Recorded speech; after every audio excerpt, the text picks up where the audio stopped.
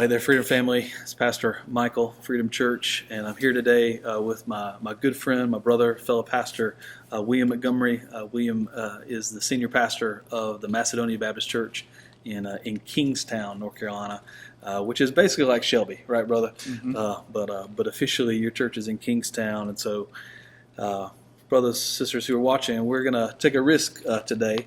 Hopefully, not too big a risk, but we're going to have a conversation about race and just what's going on in our culture together. And just to start into that conversation, just want to tell you how it came about that William and I began having these conversations. And as we've been talking, I can't remember the exact incident, but several years ago, there was one of these incidents in society. There was a black person was killed by law enforcement, and I just decided in that moment that I had a friend who I loved and who I trusted, and who I wanted to have speak to me about his perspective and his experience on these issues. Not necessarily that I was telling him that he was going to coach me up or tell me how I ought to think, but I just wanted to listen to him. I decided, I really need to have people speaking to me from a different perspective, so that I'm thinking about these things well. And that's a conversation, brother, that's probably continued now 3 or 4 years, unfortunately, through a number of incidents. And so last Thursday, even, I think it was you that called me and just said, George Floyd, just the latest incident, difficult incident that happened in Minneapolis. And so I just thought it might be helpful for us to have some of the conversations that we've been having privately and have them here on camera where people can just hear and maybe learn in a difficult spot for our culture. And so, brother, just to start off, because I think sometimes there's some misunderstandings or misperceptions, perhaps by some, about the black community and law enforcement. Just to start there, because I think this will maybe disarm some of the rest of the conversation. And so, one of the things I respect about you and appreciate about you, brother, is several years ago, after one of those incidences, you decided you were going to do something to build bridges with law enforcement in your community. You want to tell us what you did and the fruit maybe of that? Mm-hmm. So I had a relationship with Alan Norman, who's a sheriff in Cleveland County, and just phoned the Cleveland County Sheriff Department and invited Sheriff Norman and several of the officers to come worship with us on a Sunday morning. And graciously, they responded. Several of the officers came in uniform, sat on the front row. They worshiped with us. We sang together. We invited them to the altar. We laid hands on them. We prayed for them, prayed for their safety, prayed for a stronger bond between them and the community. And God really blessed that time for us to be together. And I just thought it was a beautiful worship service and just a beautiful moment. And we didn't want the society to shape the narrative. We wanted to shape the narrative that we're not a anti-authority or anti-police officer, but we care for them, and we want to show them that we love them, and respect them, and wish the best for them. And I just think it was a good time. Yeah. Yeah, you've always, brother, been a person to me that I've known you. We're talking for about 8 years now, and been a person who wants to show honor where honor is due and respect. We have a number of people, maybe even watching from our congregation, that have either worn the badge or currently wearing it right now, and so we want to honor you and thank you for your service, and especially even a difficult spot in our country. I think too. What would be, brother, your response to some of the expressions of violence that are breaking out in major cities across our country, even in Charlotte? Yeah, we definitely don't condone violence, but it was, it's been said that rioting happens when people don't have a voice and they're taking their frustrations out. We definitely think it's sinful to wreak havoc. Particularly as Christians, we're called to submit to authority and luckily, in this country we do have, First Amendment rights where we can peacefully protest and let our voice of concern be expressed. And but those who are outside agitators, I think it's not helpful. And just praying that a lot of that will calm down and cease in these days. Yeah. Yeah. Yeah, praying that as well. So let me get down to brass tacks. So this event with George Floyd, again, you and I have had this conversation. But why does this cut so to the core of the Black community? Why is it that, because I've seen things on social media, just other people I've talked to, it seems to me, and I'm going to make stereotypes and generalize, which part of this conversation is meant to undermine that, but I'm just going to do it for a second. I see some people, especially in the white community, saying, hang on, like, wait, we don't know all the facts yet. We need to wait for all the things to come in. We don't know, for example, that the officer that put his knee on George Floyd's neck, we don't know that was a racist man, so we don't need to jump ahead of ourselves and say that. But just, brother, I know from conversations with you, you're dissatisfied with that sort of response. You, as a Black man, look at this event and you see it connected to other things that have happened. Can you just talk about that? Why is it that you see our culture and events through this culture through a different lens than, say, I naturally do, or maybe even your typical, again, stereotyping, what a typical white person might do? Yeah, because I was listening to a brother named Will Broadus, who was a church planter in South Carolina, and he made the great point that when we see something like what happened with George Floyd, they're not isolated events, but they are events wrapped into a historic context. So, it goes all the way back to, say, an Emmett Till, or, all of these different events that happen one on top of another that you can't help but see a connection there. So I think seeing it historically in context of sort of the struggle, if you will, of the African American in America, that it becomes a thing where you see systemic issues at play that like it would become, this is typical. So even in recent history, like with George Zimmerman and Trayvon Martin, it's like great that you get charges brought, but there's no justice that comes from it. So there's not even a comfort in the fact that charges are brought. You want to see prosecution. You want to see some sort of justice, some sort of vindication for what's taking place. And I think what happens is, over time, it just, as one accumulates on top of another, you begin to see this pattern that develops. And so you've got one set of people who are looking at this as isolated incidents, and I say, yeah, you can't say that this particular officer had this particular motivation of racism toward this particular person. But you can't help but think that systematically there is some fear of the minority that propels somebody to make those decisions whenever they pull someone over. And as I say, I don't speak for the entire African American community. I mean, people have their own different takes on this situation, but I think it hurts us deeply because of things that have happened in the past and a continuation of it. We've made so much progress. Things are so much better. We have so many more opportunities. We have so much more to celebrate, advancements that we've made. However, when you see these incidents pile up, it's like, how much progress have we actually made? And how different are things? So I think that plays a role in it, man. So you can't separate these isolated incidents from their historical context, and thinking about all of the experiences of African Americans over the past 400 years or so. And so if I said to you, but William, you've not been a slave. If I said, William, you didn't experience the Jim Crow era of our country. You weren't under separate but equal.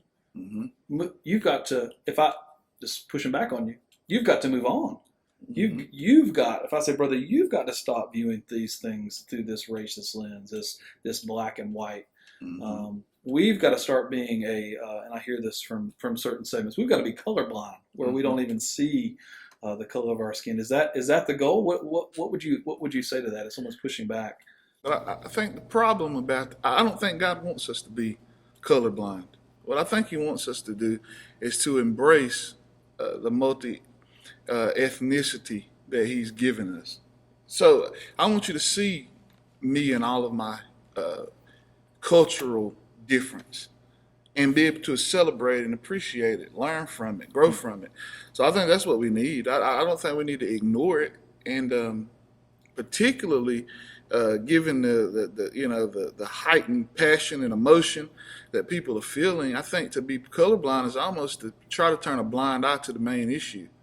The main issues are that because of the narrative, I still experience the aftermath of Jim Crow, of slavery, because I've got family members who definitely lived through those time periods, who had to go to the back of the restaurant to get their food, who had to endure segregated schools, who were viewed as by a certain way by people in society. So to say that because I personally didn't experience, therefore I'm not affected by it, I think would be off. It'd be off base, because of those things that took place, I still have to face the ramifications of it.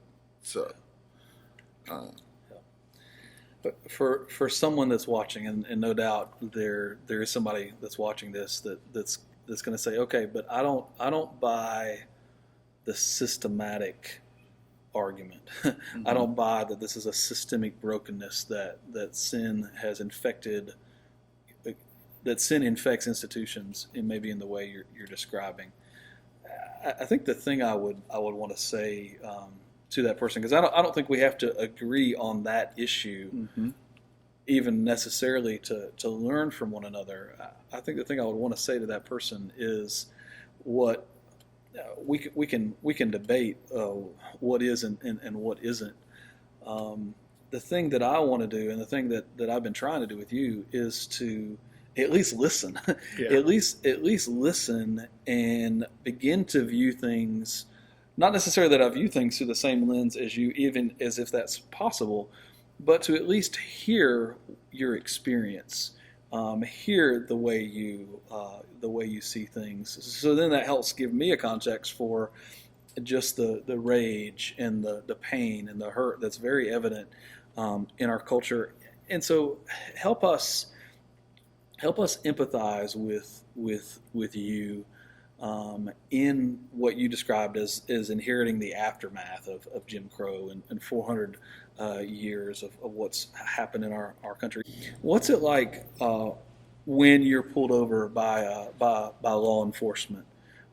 What's it like you've got a son? How old's your son right now? 8. Okay.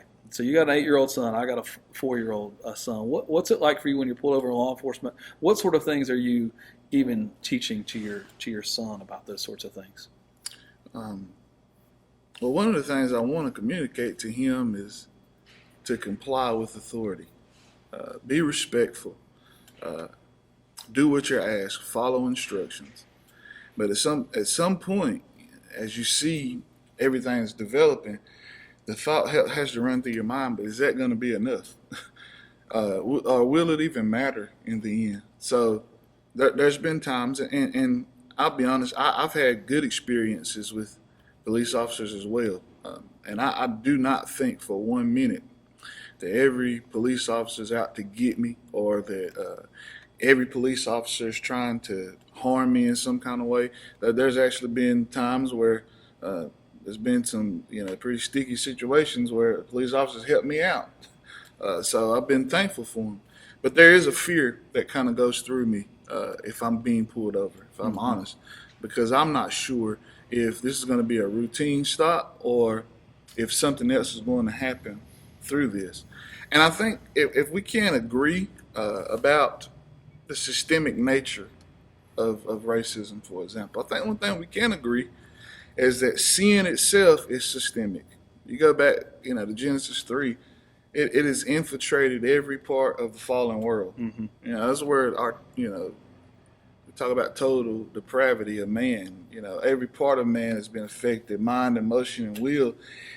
And with that being the case, those sinful men run systems. So you have to believe that because those sinful men are running systems, that those systems are going to be impacted by sin. Yeah. I mean, even take, for example, the Federalist Papers. One of the reasons why they have separation of powers is because they realize that men are not angels. Right. And if you have sinful men in authority, then those authority structures are going to be in some way or shape or form impacted by sin. And racism in itself is just another form of sin that infiltrates systems. So all of us, if we're honest, have been tainted by that in some sort of way. Even blacks, whites, Spanish, all of us, in some form, shape, or fashion, have been affected by the different stereotypes that we've experienced, different people that we've encountered. We draw conclusions about people before we get to know them. These things happen all the time. So I'm trying to communicate to my son that there are good people in law enforcement. There are good people in other cultures, and that God's called us to love people and to be respectful and to do all those things that are necessary to keep us safe. But at the end of the day, I also want him to realize that because of who you are, man, because of even how you look to some people, there are going to be some stereotypes made about you that may or may not be true. And you've got to be careful in how you behave, things you do, places you go. The things you associate with, things you do, you just got to be very careful. So I'm trying to communicate that to my son, even as he grows up in this world, in this crazy society that we're in. Right. And not to get too personal, but I think it's actually the personal that helps. And so even with him, you were telling me, what's your advice to him about wearing a hoodie? Trayvon was killed wearing a hoodie. Yeah. And was seen as threatening because of that. So what did you say about that? Yeah, so as I'm saying, so for like your son, for example, in the wintertime may want to go to the store and be a little cold outside, may want to put a hoodie on and wear his hoodie, go around, do whatever he needs to do. But I tell my son, you have to be very careful. Even if you're going to wear a hoodie or, some sort of dress that makes it hard to distinguish who you are from somebody else. You got to be very careful how you walk, how you maneuver. Don't be, too suspicious. Just, try to be as careful and well behaved as you possibly can, because you just never know. I mean, the whole. You may fit a description. Right. You just have to be very careful in how you maneuver in this world. Like, you can't just have free reign like everybody else, because Landon, my son, is going to be viewed differently by certain people just because of how he looks. So, I have to keep in mind that I have to tell him about that. Things like when he starts driving, where do you keep your wallet? Where do you keep your registration? Are those things in easy places to locate, where you don't have to reach and pull and lean over and grab, but you can easily get to that information quickly? Just different things like that. Those kind of conversations that I may have to have with my son that others may not necessarily have to have. But think about those. Yeah, things. and I think that's the thing. We can talk about we don't. I could come to you and say, well, William, do you really need to do all that? Really, William, you live in Cherryville. I live in Lincolnton, and say, William, do you really need to do that? But I think the thing that has impacted me is to not even ask that question, but for me to, and because of my friendship with you and my love and respect for you, and my love for your son Landon, is to realize that. We can have that conversation another day, but for you, that is a live question that is pressing, and that is a real fear that you have, that you feel that you do need to have that conversation with him, that you do want to instruct him in those ways, even living where you live because of things that you see, that's an existential concern that you have that you can't get away from, that part of loving and caring for your son, and also being fearful of the world in which he lives and the world that you live, and the world that he's entering into as he grows into adolescence, that you feel that you need to have those conversations. And I think that more than anything helps me get into your skin just a little bit to see, as I think about, I mean, I've never, and my son's younger than yours, but I never would ever think about telling my son to be careful about how he wears a hoodie or how he carries himself, or, or where to put his wallet in the car. I just, keep your hands on the steering wheel. That's just not something that has crossed my mind, and I don't think would cross my mind. But to hear you say those things are at the forefront of your mind as you're thinking about how to raise them just grieves me and speaks to just the where we are, and how things that happen all across our country even filter down and affect you and shape the way you live. Even as you said, not that you think that the law enforcement is out to get you, or that every guy wearing the badge is a threat to you, but just that the way that penetrates, that fear just penetrates culture. One more question, and we may wrap it up. I frequently hear in this conversation, especially as there's unrest, and I'm pressed by this. But when there's unrest, or there seems to be a cultural situation like what's happened with George Floyd, what happened with Ahmaud Arbery, and we could go on down the list of names.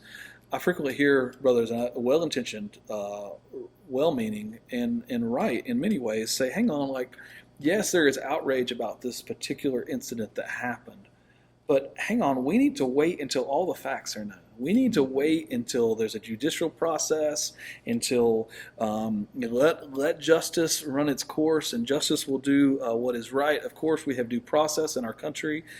Praise the Lord for that. And we believe a man is innocent until they are proven guilty. Moreover, the scripture says, Proverbs 18 says, man, the one who states his case first, that person seems right until the other one comes and then somebody examines him. And so I know you agree with those things, certainly with the scripture.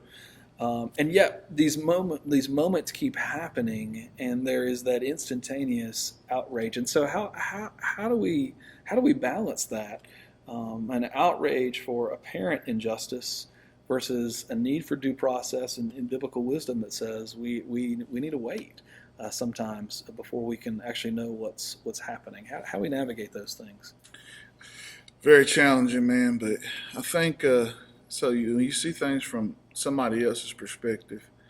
The wait and see concept is not always, I think, helpful, because it's almost we don't need to wait, because so on one side it's like we feel we don't need to wait because we've seen this before. Mm-hmm. This has played itself out. So if that's one incident, okay, I understand it. But what happens when it's multiple incidences? And I'm saying I don't know the guy personally, the officer. Mm-hmm. I don't know if it was racially motivated. It could have just been this guy's just a horrible police officer, and no matter who it was, it's just a show of brute force. Sure, I mean, it could be. That could be the case. However, we also have to realize that since this happens so often, the buildup makes it lean a certain way. It hurts a certain way, because, like I said, this past weekend, I've been looking at my boy all weekend, and I kept telling my wife, I just said yesterday, I said, that's George Floyd. I was thinking out loud, I said, that's George Floyd right there. That. So I think one way for us to be able to balance it and try to get some kind of understanding is to see things from other people's perspective. Mm-hmm. Try to see it from my point of view. Mm-hmm. So you see the guy on TV that's rioting, or the guy on TV that's protesting. Can you try to enter into his mindset and see things from where he's seeing things, and realize that when I see this officer with his knee in the back of George Floyd's neck for 9 minutes. And I'm seeing that, to me, I'm seeing blatant murder right there. And you can argue whether he's a racist, whether he's not.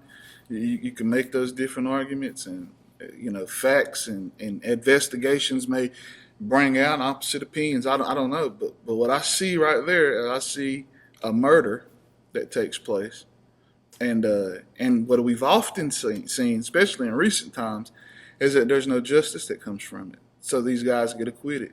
This time they were all fired. All the officers that were involved were fired, and I think justly so.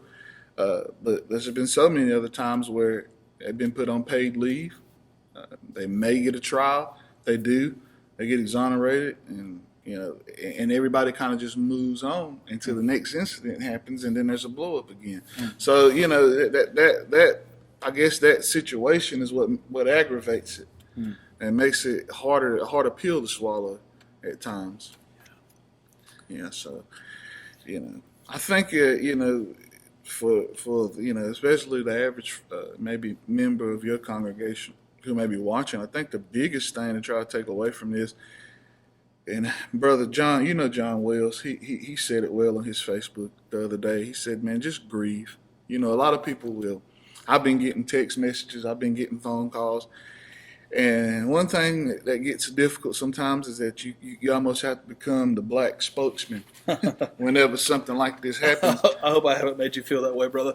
No, but I mean, it happens. I got a lot of friends that called me and text me, and I think they're honest questions. What can we do? Right. I think the best thing you can do is just really grieve, and not say I'm grieving for you as if I'm grieving for you because you've lost. I pray for George Floyd's family, for Officer Chauvin, for his family, for everyone who's involved, for God to bring healing and restoration. I think in that sense we do grieve for others, but I think you personally need to grieve what took place. This was a loss. This was a death. This impacted the officer's family. This impacted George Floyd's family. So first of all, you need to grieve, and then I think you need to empathize with people who may be different from you, maybe different from you politically, culturally, who are viewing this through different lenses. So let me ask you that. So how do we empathize with people who are different with us? You have to build relationships with people who are different from you. So ask yourself, look at your life. Are there any communications? Are there any interactions with people who are different from you, who view things different from you, who view things different politically, who view things different culturally? Yeah. And you may never agree with them, and you may think they are wacko, totally crazy, but at least you'll hear them, right? And at least you can enter into their world and see things from their point of view. What, brother? You love books. What is there anything we could read that would give us a leg up on this to help us? I'm just again generalizing. Help white folks. Freedom's primarily a white congregation, not completely, but to help us enter into your worldview and your experience. Oh yeah, man. So we were talking "Divided by Faith" by Michael Emerson's would probably be a good resource. A Warmth of Other Suns. Isabel Wilkerson. That would be a good book to pick up from a culturally black standpoint, just to kind of understand the experiences. If you're not familiar with it, Toni Emerson's books, Bluest Eye, different books like that, just to get sort of the cultural concepts of where this all comes from and springs from. I think it's Ta-Nehisi Coates wrote a book called The Rain Dancer. That's a very good one, just to get some of the African American experience, and to read up on those things and kind of get some sort of history, some sort of context, and not just look at things through 21st century eyes, but because that's really where the heart of this comes from. So for the African American community, we're not viewing George Floyd or Breonna Taylor or any of these recent incidents as just something that happened a few weeks ago. We're viewing this through a history, through a context. And I think if you separate it completely from that context and you don't understand it, then it's going to be hard to enter into it. So, Brother, thank you for taking a risk and for having a hard conversation with me. And thank you, brother, for your friendship and just for the way that you influence me. You help me see the world differently than I'm just naturally inclined to do. I cherish you, brother. I cherish our friendship, and I praise God for you.